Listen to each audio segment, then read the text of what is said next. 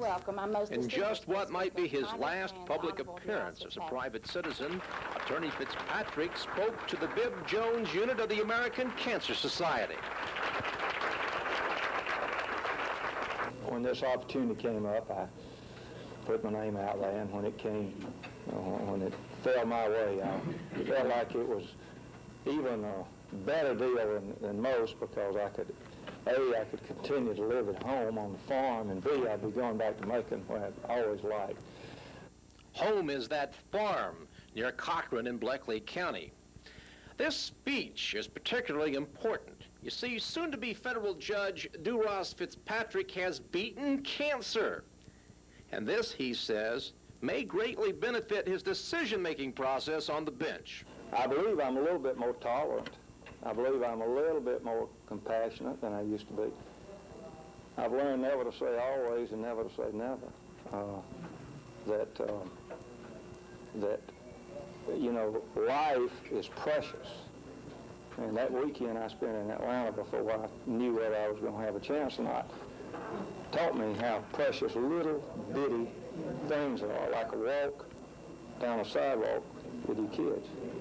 So I think it is a judge that I'm going to be a better judge because of it. I don't know, but I feel like that I can be a little bit, you know, I think judges need to be tough and compassionate both, and I hope I can, that this has taught me a little compassion.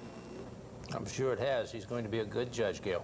All righty. Well, that's our news, sports, and weather for this hour. Thanks for being with us. Join Gail and Jim and John and Dale at 11 for a complete update. Meanwhile, have a pleasant... Cancer patient and future federal judge was a guest speaker. Chris Chambers has the story. The Jones-Bibb County unit of the American Cancer Society kicked off its largest fundraising goal ever. No, we have a goal of just under $200,000. Macon and Bibb County and Jones County have done a very good job of supporting the Cancer Society over the years, and we have one of the higher per capita goals. So it's going to be a tough goal to meet, but we've had good support in the past. We trust it'll continue this year. The money collected won't go for machinery or equipment. The money goes principally for research. I think one of the important things to know when you're making a contribution or considering a contribution is that over 83–84% of the funds really go toward end use, either some type of research or some type of in-the-field help for people who've had cancer. Hatcher says they're using a variety of fundraising efforts. According to the Funds Crusade chairman, jail and bail is an excellent fundraiser, and in February they will set up a jail at the corner of 3rd and Cherry. They plan to hold Maconites hostage until their fundraising goal of $10,000 is met. You know, we'll go anything from door to door to having special events such as the Rose Ball, such as the Gospel Fest, such as a jail and bail that's going to be coming up, and just through general community support. Their guest speaker is a survivor of cancer, and he began working for the American Cancer Society after the doctors told him he was cured. You know, life is precious. And that weekend I spent in Atlanta before I knew whether I was going to have a chance or not taught me how precious little bitty things are, like a walk down a sidewalk with your kids. Hatcher says he feels confident the Cancer Society's goal can be met. Chris Chambers, 41 News Watch. A 14-member panel comprised of Macon-Bibb County officials are in justice. After one gets those minor things out of the way, like nomination by a political friend, Senator Mac Mattingly, then President Ronald Reagan, after passing a strenuous FBI check, and then Senate approval, the tough part comes, that of the public swearing in and that necessary speech of acceptance and thanks to family and friends. I consider myself the luckiest man on the face of the earth. Well, even though Lou Gehrig's career had just come to a tragic end, and I'm just beginning mine, I can't think of any better words to express my feelings today. An inner clock has told me that never again in my professional life will I know the exhilaration and feeling of accomplishment that I feel at this moment. We all know this, too. The road to this day was a bit harder for Judge Fitzpatrick.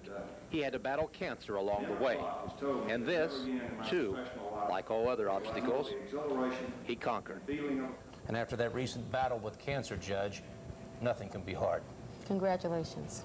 About 2,000 people marched. Now, Steve Cohen tells us tonight that the appointment is complete now. A Cochran attorney was sworn in today. Congress created the Middle District of Georgia in 1926, and 60 years later, the Middle District has its third judge on the bench. Duross Fitzpatrick, a Cochran lawyer and former president of the Georgia Bar Association, today joined Robert Elliott, Wilbur Owens, and retired Judge W.A. Boodle as a federal court judge. In front of a packed courtroom of other federal judges and well-wishers, he took the oath. I, Duross Fitzpatrick, do solemnly swear. Fitzpatrick joins the largest federal district in the state, covering over 70 counties from north to south Georgia. And in the past, the court has been mentioned by other judges in the country as the most fitting example of the federal court process.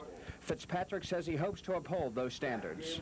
I don't think you'll find perfect justice in any courtroom, but I think all judges have a duty to always strive to get as high a level of justice as possible. In a short while, Judge Fitzpatrick will go to Washington, where he'll attend a seminar on federal court procedure.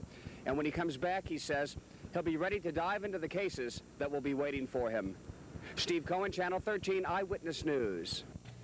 A major budget battle is shaping up in the Georgia state interest rate federal court with the newly created Middle Georgia District. The Cochran attorney was installed today during ceremonies in the federal court in Macon. What's the installation ceremony for a new federal judge like? Well, if it's similar to this one, not all serious. Fitzpatrick was roasted by his colleagues. It will be my personal pleasure to drive to Thomasville and take his honor on that uniquely Republican journey, a trip to the woodshed. Before being confirmed, Fitzpatrick practiced law in Cochran. He's also past president of the State Bar Association.